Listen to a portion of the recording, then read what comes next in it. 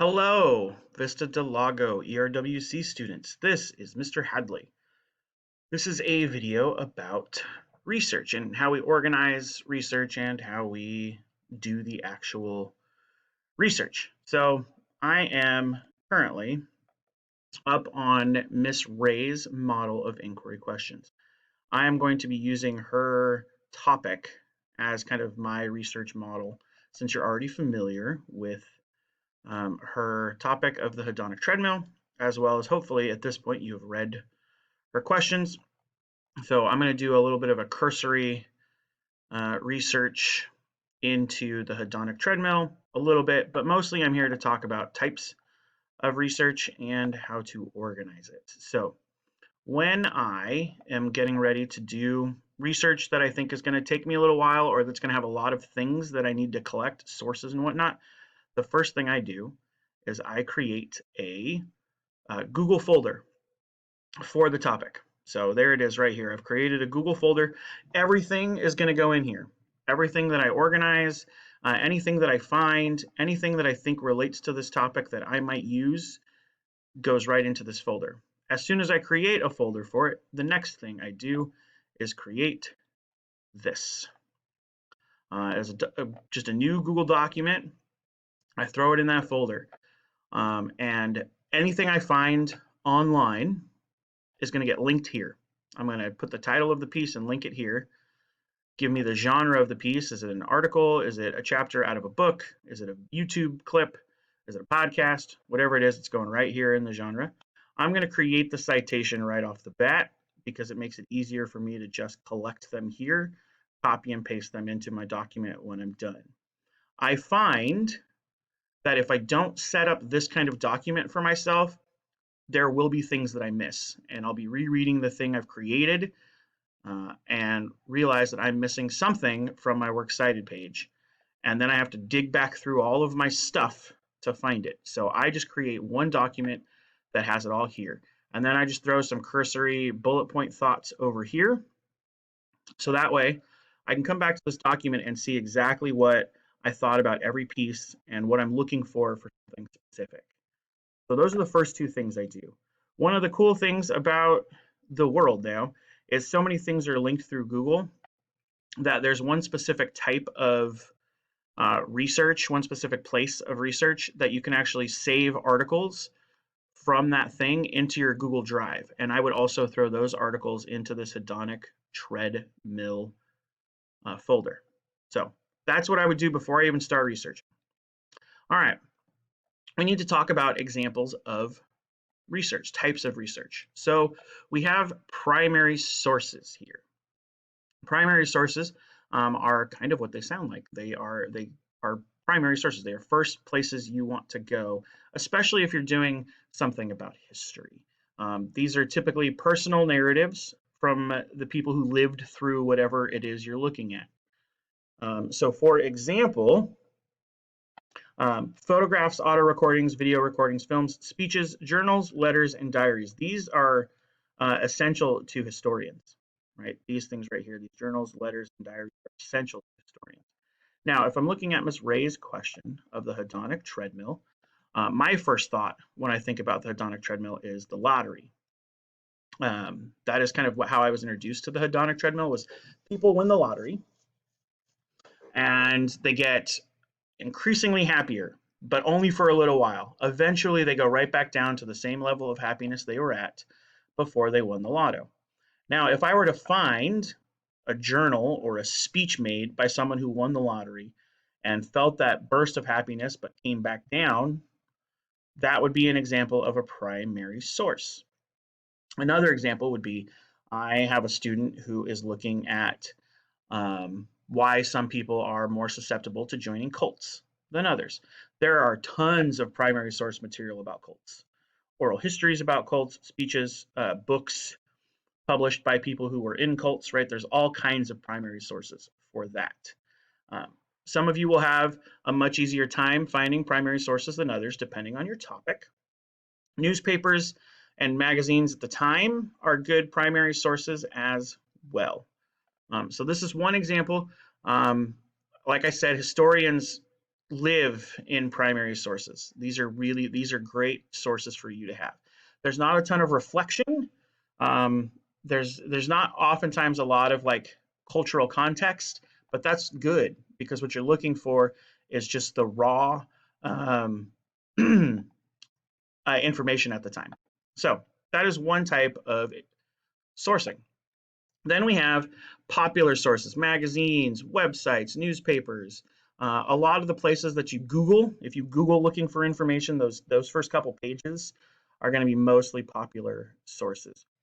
Um, Now, there are pluses and minuses. The first plus is that popular sources are pretty easy to digest.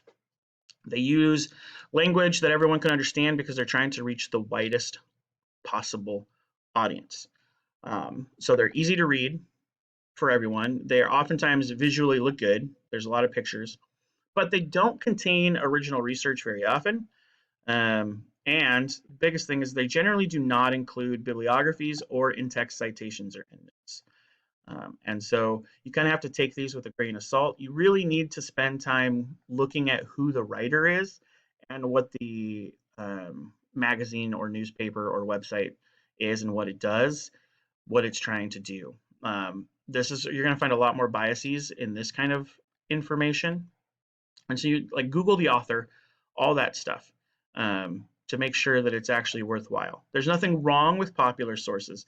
You just need to do a lot more work at vetting them than you might in some other places. Then you have it's kind of similar, which are these trade magazines, trade journals. They're much more singularly focused than a popular source might be. For example, there are lots of journals and magazines aimed specifically at teachers. So you do get a lot of information about the one topic you're looking for. You do need to know some jargon because they expect the people reading these trade journals are part of the trade, so they use the language of the trade. They oftentimes don't include original research either. It's more about how to apply research. However, because of that, you will occasionally find bibliographies and in-text citations and endnotes and footnotes, which might give you the actual research that they are synthesizing. And so you might be able to find the places where they're getting the information, which is great. Again, this is really going to be helpful if you're looking at a specific trade or a specific job or just a specific topic. You might be able to find some good stuff here. And then, we also have, I haven't put up a tab for it, but you have like .edu sites, .gov sites, right? They usually have pretty good information there. Obviously it'll depend on the university when you get to the .edu sites. There are some universities that are much more well known for their research in specific topics, and so that's something you want to think about as well. But then we get to peer-reviewed articles, peer-reviewed chapters in books. Those of you planning to go to college, this is where you're going to do most of your research work, is in the peer-reviewed article spot. Now, the reason why we like these is because they are reviewed by peers of the writer, which means they specialize in the same scholarly focus. And they're impartial, and they get rejected if they don't think the methodology is correct or they don't have the validity. If the argument isn't properly backed up, they can't publish. They have to go back through and look at it again. And so this is where most of you are going to want to do a bunch of your research for anything that you're looking at in an academic way.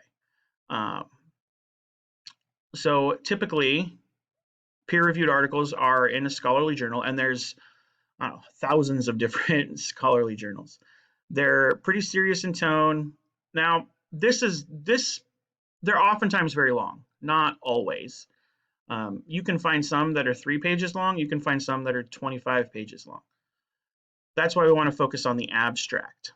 And I'm going to take you to an actual abstract of a peer-reviewed journal in a moment.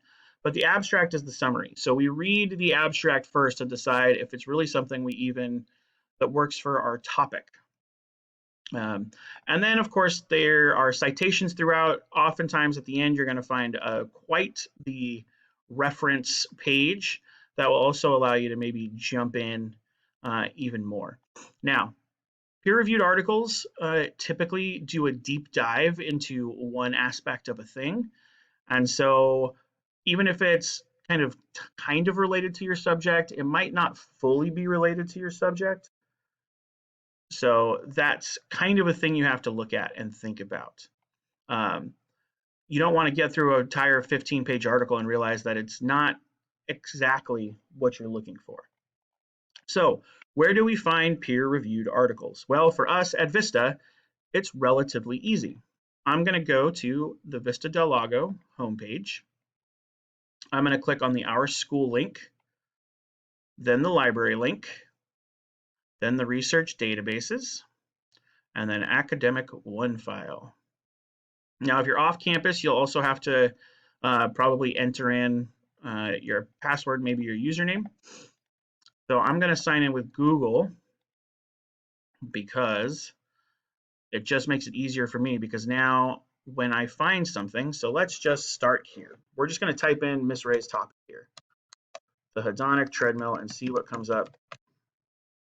Not even looking at a specific question at first yet, just so we can get to the page. So here's the page. You'll notice that for the hedonic treadmill, there are 98 academic journal articles, 57 magazine articles, 3 books that mention it, and 145 news stories. That's a lot to look through. I want things that have full text documents only. I am also only wanting peer-reviewed journals. So let's filter out everything else. And now we have 90 academic journals that are somewhat related to this space. Now let's see here. Does happiness adapt to increase in income? Evidence from Pakistan Socioeconomic Survey, 1998 through 2001. So this is a little specific, and I don't know that that's necessarily something that would work for me. Let's look at the unhappiness of happiness.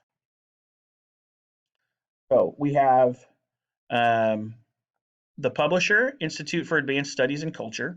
Sounds good. Look, it even gives us a length, a word count.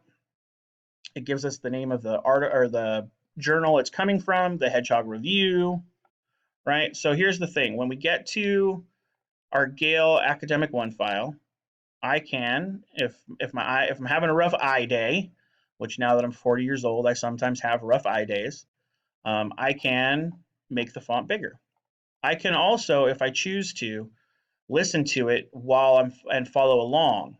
Sometimes that helps me focus if I can listen to someone else read it. Now, here's the thing I like about this. I can add this document to my Google Drive. So if we come back here, we go Google Drive, it should pop up in a moment. See, it's right here now. It's in my Google Drive. And what I'm going to do is I'm going to move it to my folder of the hedonic treadmill. That's what I'm going to do. I'm going to add it to my folder. I'm going to move it here so it's in there. Now, another great thing about this is look at this down. We can scroll all the way down to the end of the article. So we've got references, which maybe I might be able to go through some of these other references and find more information about my topic. But what I'm really, here it is right here, boom. Look at this. Do you want it in APA? It'll change it into APA. You need it in Chicago? It'll change it into Chicago. We want the MLA 8th edition. Here it is. You can just copy and paste this into, I mean, you can export it directly to Google Drive, but I don't want each individual thing exported to me. So what I can do is I can just copy and paste this, and throw it in my links, right? Genre, peer review journal. Now for this one, I probably don't need to link to the piece because I have it in my drive. It's already in here. Boom, it's right here. And I can pull it up in here and read it when I want. And that is important because I don't necessarily want to keep all these tabs open all the time. It starts to get difficult to remember what is what when you have tons of tabs open. So I just have this now in my Google Drive. I don't need to keep going back to the Gale site. It's also a way to collect. I like to find a bunch of articles before I really dig deep into looking at them. So I can just save a bunch of articles to my Google Drive and then go through it from there. Um, so you can also print these if you're someone who likes to print and highlight, which is what I used to like to do as well. But the ability to save things to my drive specifically from here is nice. So I can try, let's see, brain chemistry, because it's one of her topics. So only 3 academic journals on this one. This might be a little too specific, a Googleable thing for academic OneFile. But let's say we just do a Google search. Let's just copy and paste one of Ms. Ray's questions here into a basic Google search. So how about, are some of us more wired to be more or less happy? Let's just try that.